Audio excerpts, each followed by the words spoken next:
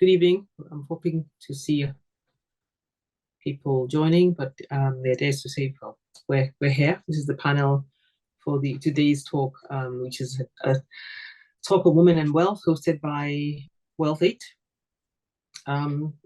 Obviously, we're celebrating International Women's Month, and we want to play our part by also, giving a safe space for women to talk about topics that are dear to our heart and hopefully dear to the hearts of our audience as well.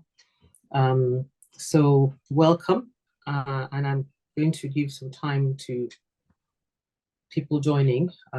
We have some people here already. I'm just saying hello and welcome. Great that you could make the time, and if you don't mind, I'll just keep chatting, and so that we can have a room that is at least more than half full, based on our expectations. So for those of you who've joined us, Wealth8 is a digital investment app. We're based in the UK, and with a mission to bring saving and investing to a wider demographic, a wider audience, young, old, people, children coming out of university, young professionals, mothers, fathers, women of different ages, because we recognize especially that some of us from our community of, I would say, Black, multi-ethnic, diverse communities haven't really been properly schooled or encouraged, not even just by our families, but I would say by sort of traditional wealth managers and traditional financial advisors to really understand the basics of saving and investing. So the app has been set up to encourage that. I see we have more people coming on. So we'll kick off in a few minutes, and you definitely will hear more about the app as we go along. But more importantly, you're going to hear from three very, very accomplished women, but also, women just like, anybody else. We've had our journeys, we've had our challenges, we've had our, wins, and I think we're here today to share with all those of you who are here right now. So I'm going to kick off. We have I would say we're probably about half full. I'm hoping that more people will join, just so that we keep to time. And I will kick off straight away by formally starting this session. The theme for International Women's Day is inspiring inclusion, and Wealth8, as I said earlier, is an app, a digital investment platform that seeks to inspire, the inclusion of everyone in the game, in the wealth creation game. Basically, inspire, encourage, educate, motivate more and more people to start saving and investing. Obviously, we're very conscious, especially in the UK, that there is a gender pay gap. I think globally, to be honest, but the numbers, we have the data formally here. The gender pay gap, the gender pension gap, even, because obviously you have a pay gap. Obviously, your pension will be again as lower than a person of a different gender, and we just want to talk about the possibility of being more financially empowered as women. We want to talk about just the various strategies, some tips that we might have, each of us, in our sort of ordinary day-to-day. We're all women from different backgrounds, but we all have had some experience and some understanding of what it takes to actually really start to get to grips with our long-term financial planning, with our possibilities that one day we will retire. And so today's discussion is to bring more people to the table. And so this is a roundtable, and I've got, like I said, three very accomplished ladies on the panel with me, and I will just name them, but I will give them the mic to introduce themselves and tell you something about who they are and why they're here. So I've got Yeti Williams. Yeti is the founder of Lagos Moms. It's an inspiring network of mothers based in Lagos, but I know that Yeti has started a UK version of Lagos Moms. So we're really, really inspired to have Yeti here, and she'll tell you more about her journey. We've also got Miri Agwesomwa on the panel with us. Miri is, again, based in the UK, and another inspiring young lady who's already making very bold moves in the wealth management space, both for herself and for members of her Now You're Talking network. And we have Tony Thorne. Tony, again, I hope you've had time to read. I don't want to read out their CVs, but again, Tony's journey has been really inspiring. Tony is from the Caribbean, and she lives in the UK, works at JP Morgan, and again has been JP Morgan Asset Management, but again has had a very inspiring journey. So without much ado, I am being paid Khonshu, in case you're wondering. I'm CEO and co-founder of Wealth8, and I'll be anchoring this evening's discussions. So let's kick off. We want to make sure we have enough time for Q&A, say the last 15 minutes. But by the way, please feel free to put your questions in the questions box, and we will make sure that we go through as many questions as we can towards the end. So starting with Yeti, and in no particular order, maybe you can tell us who you are, and how would you describe your financial journey in one word? So just you can share it with the audience, please. Right. Good evening. And thank you so much for having me here today. It's a pleasure to be joining the other ladies today to talk about this very, very important topic. In terms of what I do, I'm a social entrepreneur. I started Lagos Moms as a community, as a new mother many, many years ago, over a decade ago. And I just believed that we needed a community to support mothers on the journey of raising children in the 21st century, achieving work-life balance, whatever that means for each and every one of us, and having a community that's able to support that.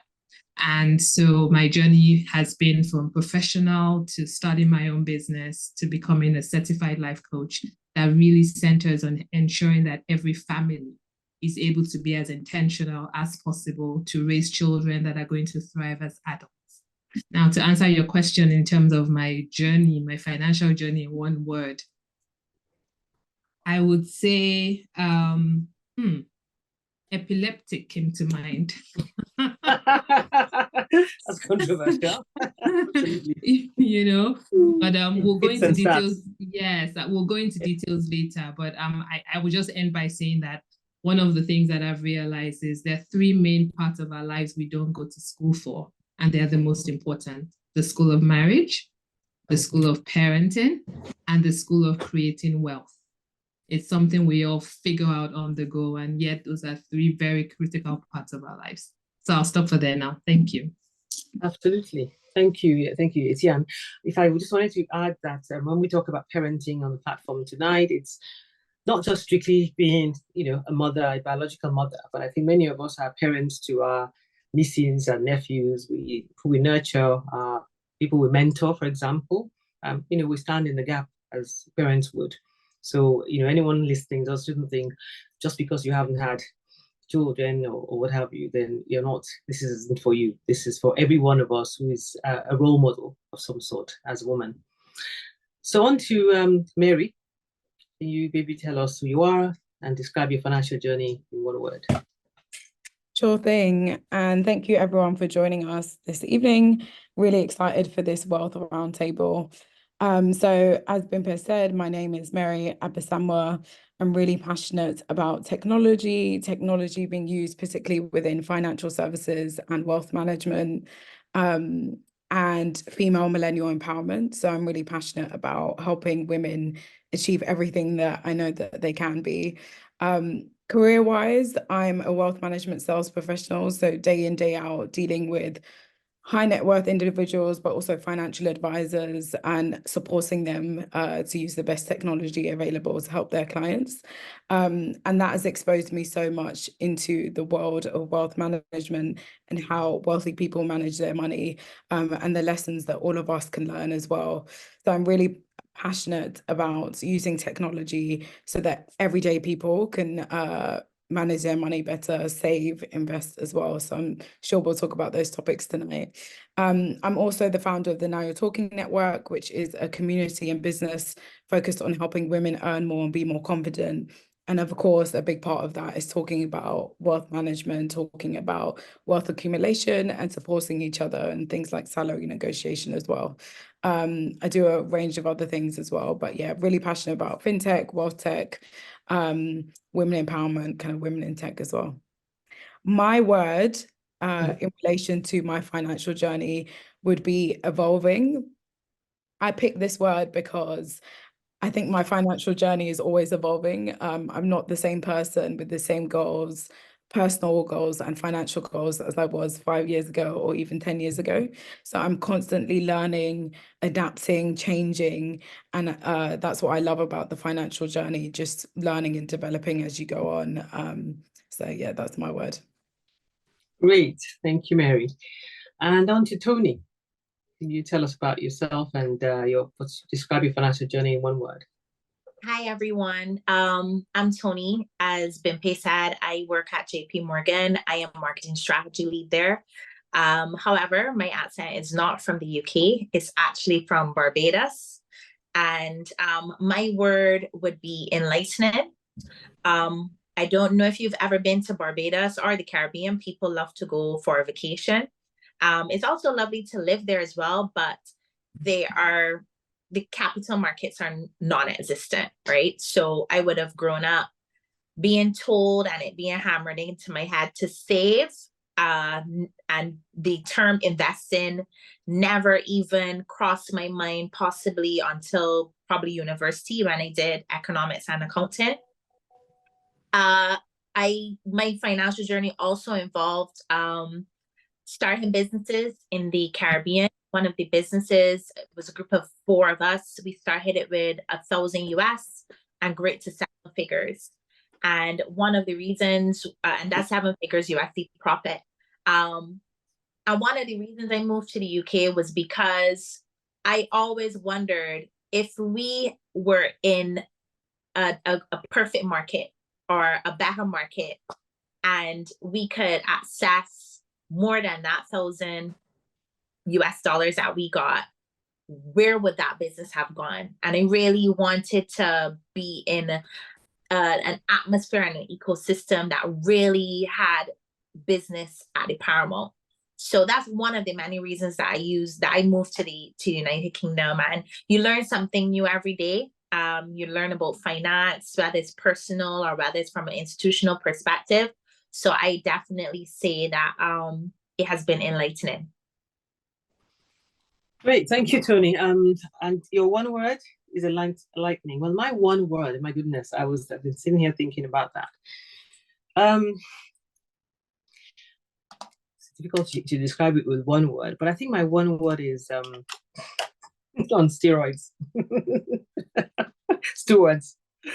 And I say on steroids, just to give you context. Having been a late starter, so please, you don't feel at all embarrassed, and there's a book actually I read called Start Late, Finish Rich. I hope that will be me. So, grew up in Nigeria, I would say, in a home where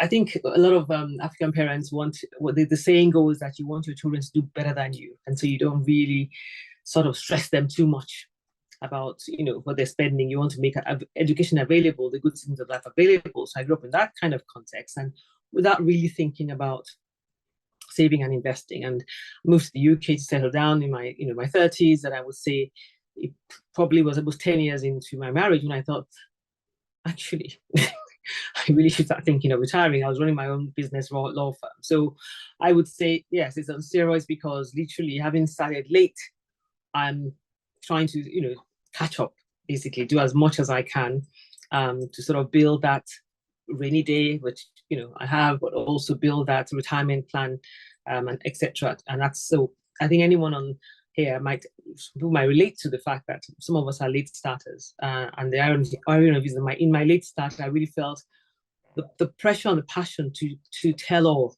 that this is important. And that's part of the reason why Wealth8 was born, because I thought once I started doing it and realized it wasn't that difficult, I thought, wow, I know a lot of my peers who probably are in my shoes, and therefore I need to do something that's going to, sort of spread the word.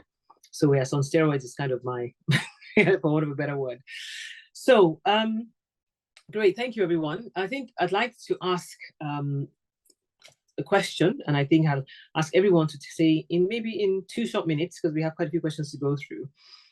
So Mary, what tips do you have for women looking to take control of their financial future? Wow, so much to cover here, but I think my first tip is about education, educating yourself. And sometimes I hesitate to share this with women because I think as women, we can often over-index on the education. We think we don't know enough, and we just want to learn and we just want to join so many webinars like this, which is great. But at some point, you do have to educate, execute, and actually start investing or start saving.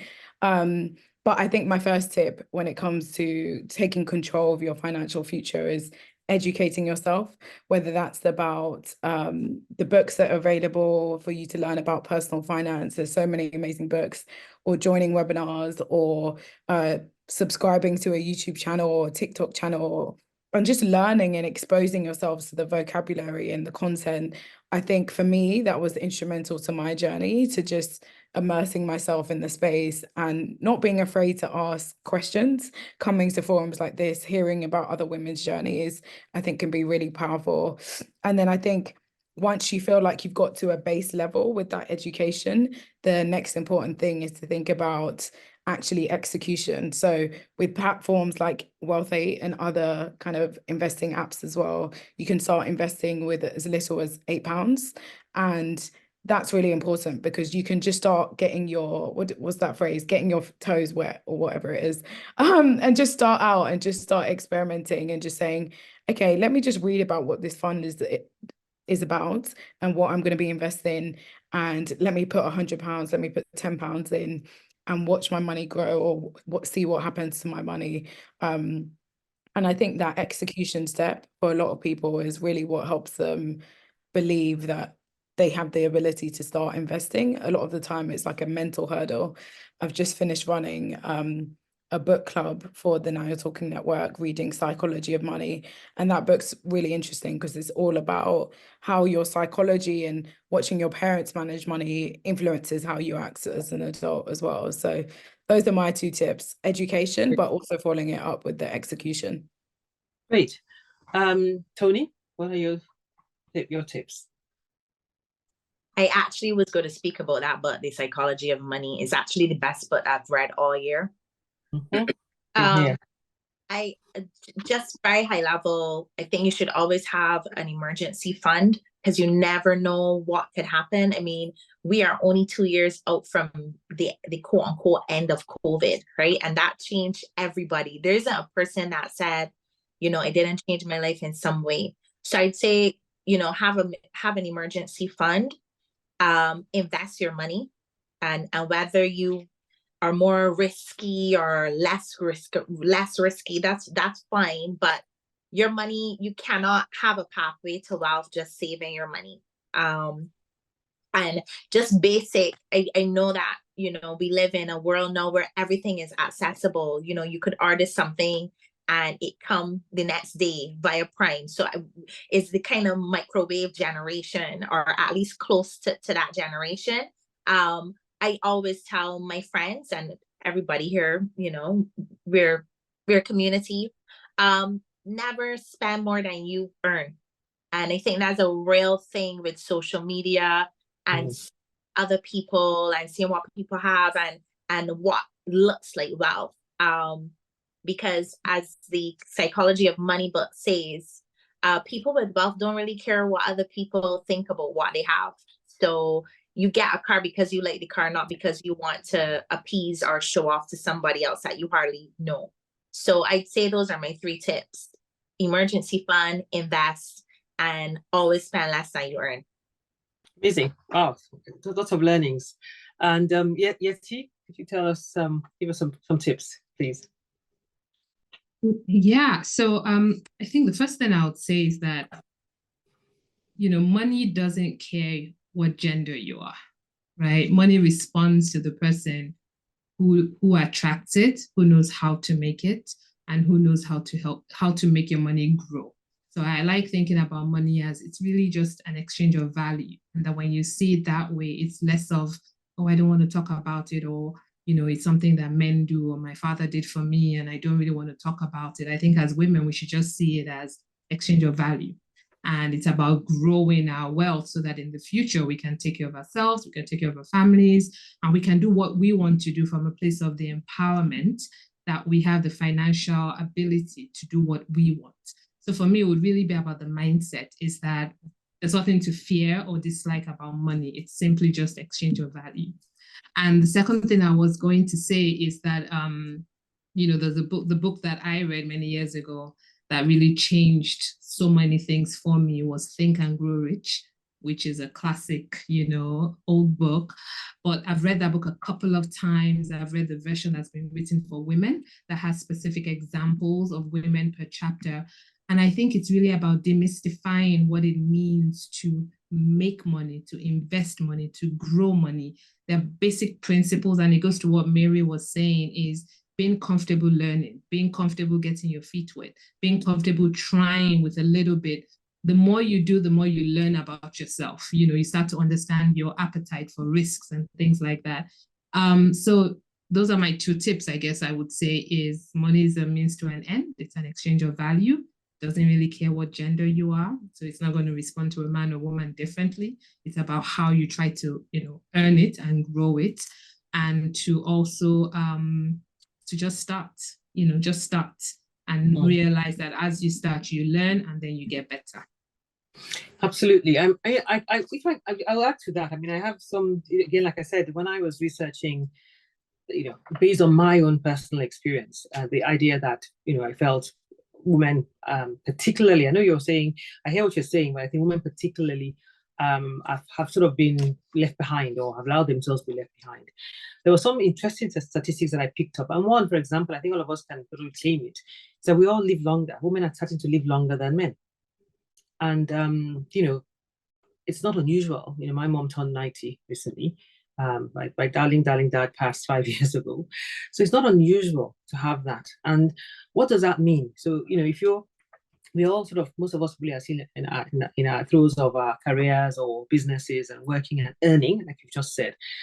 But then hopefully the idea of our financial future is that at some point, whether due to old age or health, or just because we've worked our asses off and we just want to have a break, it may be at age 70, maybe at age 65, that we just literally say, right, I want to have the freedom to work 1 day a week, or not work, or go off and, read a book on a beach for 3 months. And how am I going to do that? I've got to have the same amount of money to keep me in the manner in which I'm accustomed.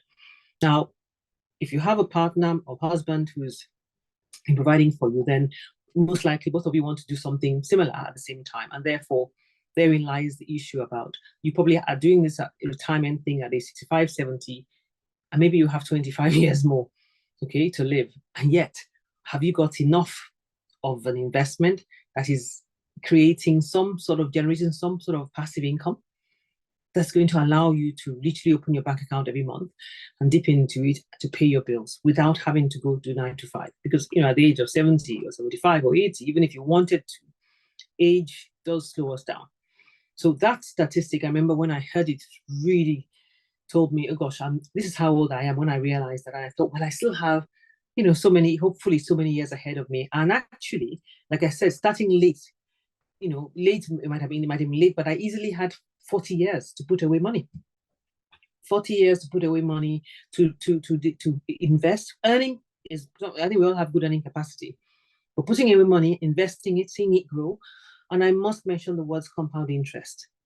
And for me, that is my main tip about managing, money, as really taking advantage of these two words. I won't go into too much detail, but basically it means that you put money into an investment, and you get different rates of return depending where the market is. But the longer you leave the money in that investment, the returns you get are reinvested and reinvested. So you're not only just making 2% or 4% or 8%, but you're making, a lot of interest on the returns. And that's why, for example, in creating an app like Wealth8, the idea of people putting money regularly and leaving it there for a while is where you start to see the growth, of money. Like I said, I must say the words capital at risk. What you invest, things that you invest in don't always go up. Sometimes they go down, but still, if you keep going, there's a cycle. So that's one of my own main tips, is compound interest. And the second tip is, like I said, even if you're starting late, do not be overwhelmed, do not feel it's not for you. And actually, platforms like this, apps like ours, where the language is pretty easy to understand, and there are lots of personal finance books out there. So those are my 2 tips. Start late and finish rich. And secondly, compound interest. And those are 2 things I'd say. Because we are seeing that there's a gender investment gap. We're seeing that women, either when the partners die or when divorce happens or other life challenges happen, women tend to suffer the most. Because in a lot of spaces, the woman may have decided to stop working to raise her children, or done a different type of work to allow her to run the family home. And therein again, I wouldn't call it disadvantage, but that arrangement sometimes means that there is a gap between the female and male, and plus the fact that a lot of employers are still paying women differently. It was only recently that I think the ATP tennis tours decided and realized that they had to stop the idea of having a different prize for Wimbledon or most tennis competitions. So that's my 2 pennies worth, and I'm hoping that whatever we're saying is provoking questions and comments, which we can all share later on. Now, I'm going to throw 1 or 2 questions at the individuals. I mean, really based on what I believe, and from your background, your strengths lie. So Yeti, let's talk about parents managing money, because like I said, whether as a biological parent or a mentor or a role model, what financial strategies do you recommend for parents managing the cost of raising a family and planning for their children's future? Yeah, great question. I think one of the best things, one thing I advise a lot of parents starting out is start planning for your family way before you have them, right? So you've mentioned the magic word of compound interest. The truth is, as you invest, the earlier you invest and you keep adding to that pot, it continues to grow.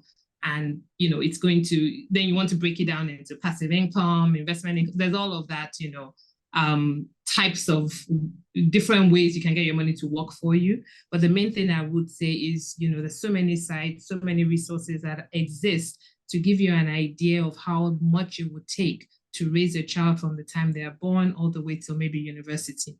Figure out what that means, and then how are you going to save money towards that end. So one of the things parents really can do is to try to plan ahead of time. And whenever you do start, just be honest with yourself in terms of what is it you want to achieve for your family, where are you, what are the gaps, and what can you start to do. There will always be things that come at you that you didn't fully prepare for. So, having a rainy fund, fund for a rainy day, investing, dividends. There's so many different ways you can make your money work for you. But I think rather than just thinking of earning and saving, we need to get comfortable with making our money work for us, investing so that long term it's able to cover all our needs for a family.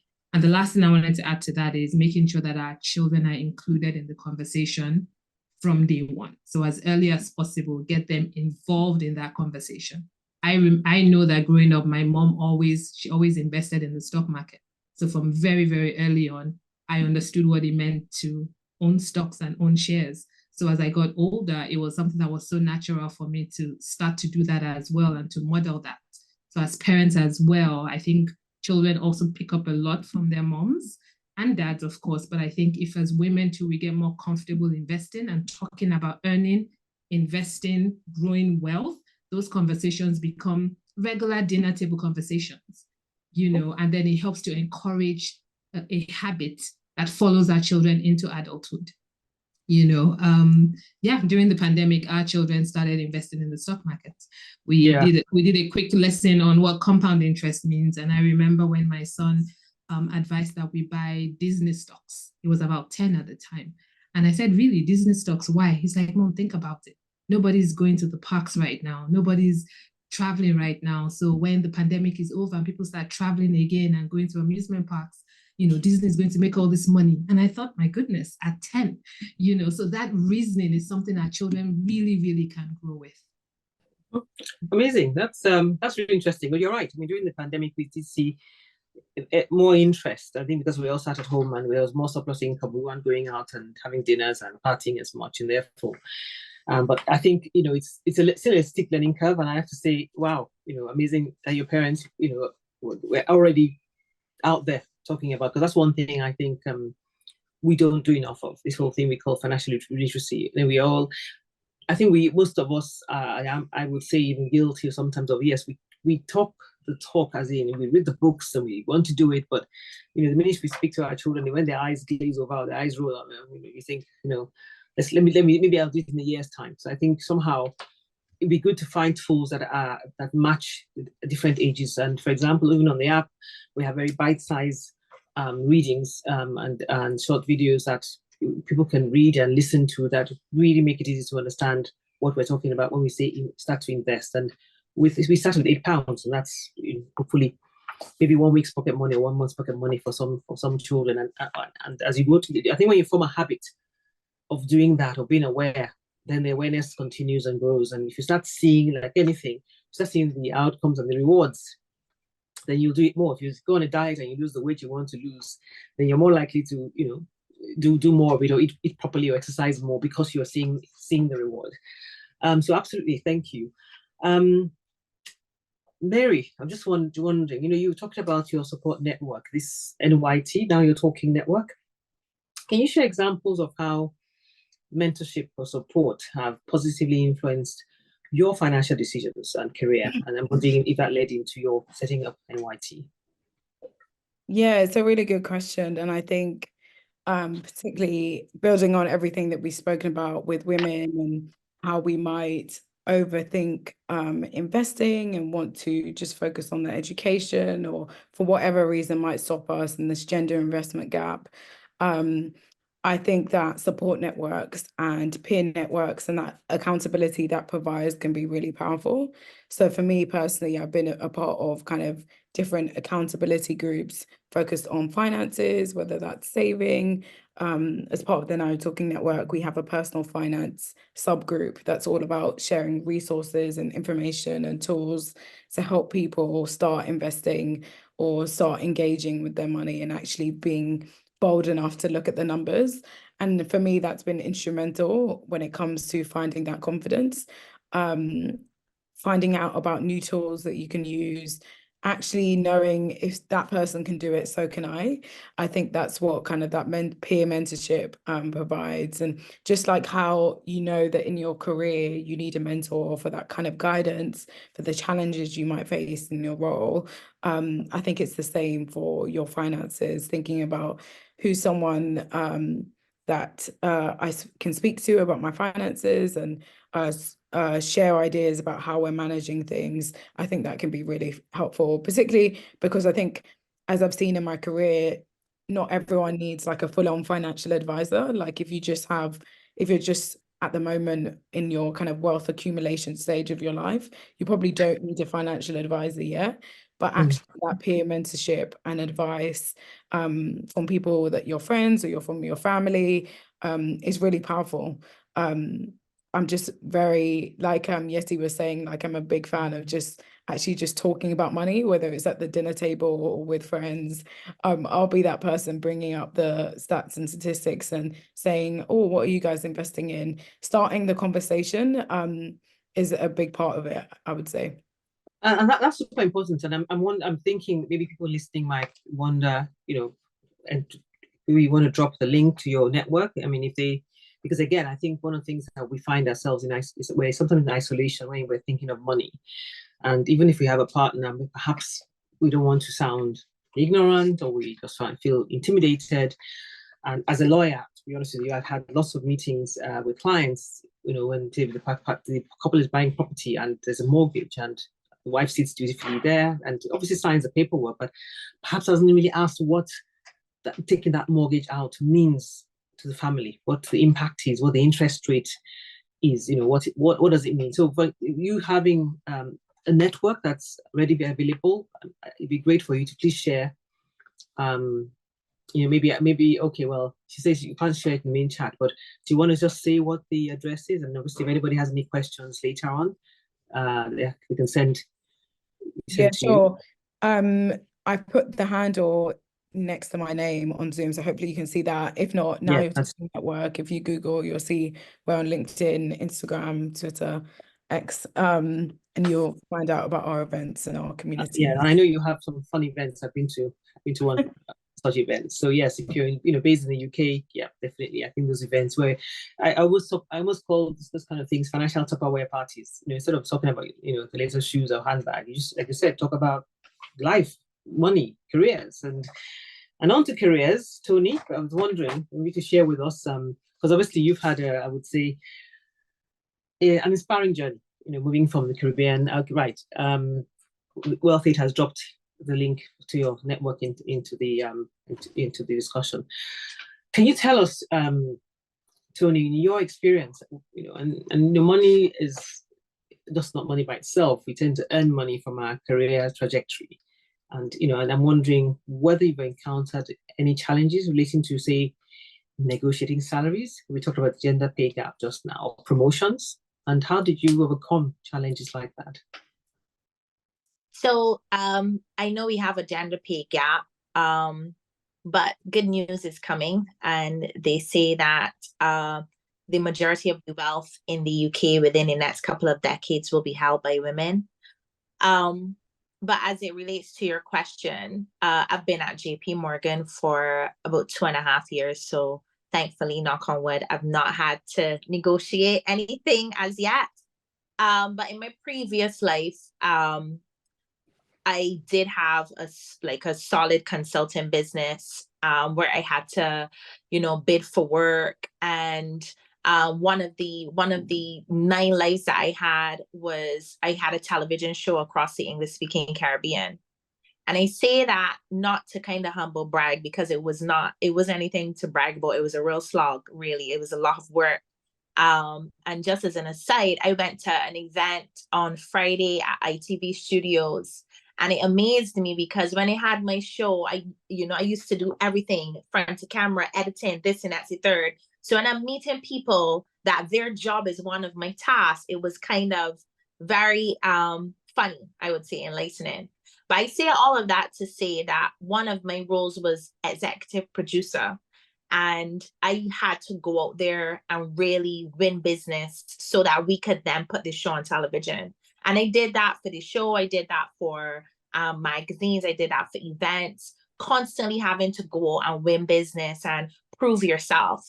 And I think that is the same kind of ethos and modus operandi as getting up and kind of negotiating for salary or negotiating for promotion, is basically proving your worth and putting yourself out there and asking people to pay you what you think you're worth. And that has not been easy. It has come with a lot of challenges because you want to balance understanding your self-worth and how much the project is worth, and trying to be fair to the client. But what I would advise persons is, know that, I'm in corporate. I would advise people to always manage your expectations and other people's expectations. A lot of times that we get disappointed is because we are now bringing something to the table that we've never brought before. And you have to be able to manage that part of your career and manage that part of your life, where if you know that you are doing the work of 10 apples, you need to say that, you need to communicate that, because a lot of these things at the end of the day are very subjective. So you might think that you deserve 10 apples and the person that you're liaising with thinks that you deserve 5 apples. So from the outset, you should say, this is what I am doing and this is worth 10 apples. In your opinion, is it worth 10 apples? And then you start there. But the most disappointing thing is to come to a table with certain expectations and then those are not met. And a lot of that time happens because we're too afraid to ask. And men do it all the time. Men apply for jobs that they're not qualified for. We as women sit back and say, oh my gosh, look at all of the tick boxes that I don't meet. I shouldn't apply for this. Take a little bit of that patriarchy and roll it out into your life, So I would say ask for what you want in a respectful way. Constantly have conversations, whether it's with your boss or or your stakeholders, or even if you're not in a corporate setting with your clients, so that you're not met with an element of surprise. And that would be my advice, Bimpe, to be quite honest. Amazing. No, I mean, you're quite right. I think we're all, especially as you find yourself hopefully trying to seek more senior positions of promotion, you kind of have to be your own ally in some cases, because sometimes you're not, so no one's going to do it for you. You probably have to be, not, I won't say be pushy, but sort of put your hand up and actually claim who you are, and they not be too shy to even not be too modest about your achievements, and that's very true. Now we're coming to towards the end. I'd like to be able to ask one more question, and then I wanted to perhaps share a very short video that just shows, I think if we can get it to work, Wealth8's app, in terms of a very, very short video that just tells you about the app. And again, because I do see it as an important tool in the role of financial education, financial literacy. So the idea is that, apart from jumping on and investing, people can download the app, look around it. There's lots of, we have a hub on the app that has lots of short articles and, just helping you to understand a little more about what it means to invest. And for those who don't, I mean, some people may already be well versed in it. So before I play the video, I just wondered if Yeti could tell us, do you think this is where we're using the words intersectionality in finance is a word I'm using now. Do you think there are any particular challenges for Black women in terms of managing finances, building wealth, raising a family? What do you see in your experience with your network? Yeah, I feel like it's broken into maybe a couple of different seasons, and it's really about the season women are in. So, there's early career, there's at the point at which, you're raising a family, you're having to make certain decisions around, are you staying in a 9 to 5? Are you starting a business? When I mentioned epileptic earlier about my, financial journey, it's coming from, for example, when I went to uni in the US, one of the things they would do as a freshman is to offer you all these credit cards. And it just seems so cool, like, wow, free money, but I learned the very hard way about how you don't want to use those to go to Victoria's Secret, right? So, and and then when you kind of in my particular journey, I went from having a 9 to 5 where I was earning, I was contributing to my 401k, I was investing in the stock market, really good about that.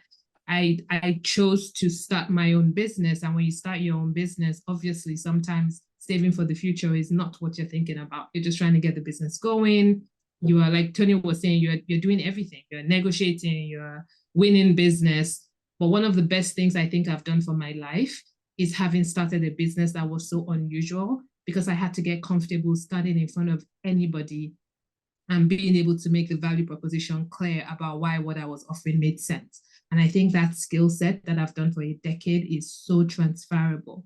So one of the things, I know this is not directly what you asked, but I think as women, that confidence that comes from knowing what you're saying and knowing that you know what you're doing, or even chesting it, like you don't fully know, but you have to have that level of confidence. Chesting it, I like that. Yeah, just like, what's the worst that's going to happen, right? And then having the network around you that supports that. So in terms of women, what are the challenges is the fact that we're doing life, we're raising a family, we're dealing with hormones, we're dealing with so many things that thinking about the long-term and future and planning for that and making our money work for us. I don't like talking about saving money. I like talking about making your money work for you. How are you making it grow? How are we upskilling ourselves as well? You said we're living longer. Yes, that's on one end. But we also have things like AI coming in to do some of the jobs that sometimes is what women would typically do, right? So if those jobs are being wiped away by AI and technology, where does that leave women, for example, who are living longer and who maybe sometimes don't prioritize upskilling so that you stay hireable for a longer period of time? So I could talk about this forever, because I really think at the core of everything is a woman who's confident to say, I am here. I might not have done things right all along. That's fine. When I wake up, it's my morning. and what do I need when I wake up to say, what do I need for this new next stage of my life? So I really like what you said earlier, Mrs. N, about start late and finish rich. You know, I'm like, that is such a great, because too many times we talk about celebrating the 30 under 30, which is great. But what about the fabulous 50 over 50 who just start at 50? Absolutely. Right? If we're living to be 100 now, at 50, you've only gone halfway. Halfway, absolutely. So I'll That's drop so my true. mic on that one. It's the mindset. Okay, amazing, amazing. Thank you. Thank you. Now I'm going to play the video. I can see a few questions in there, but I think I do want people to sort of experience what Wealth8's app is all about. So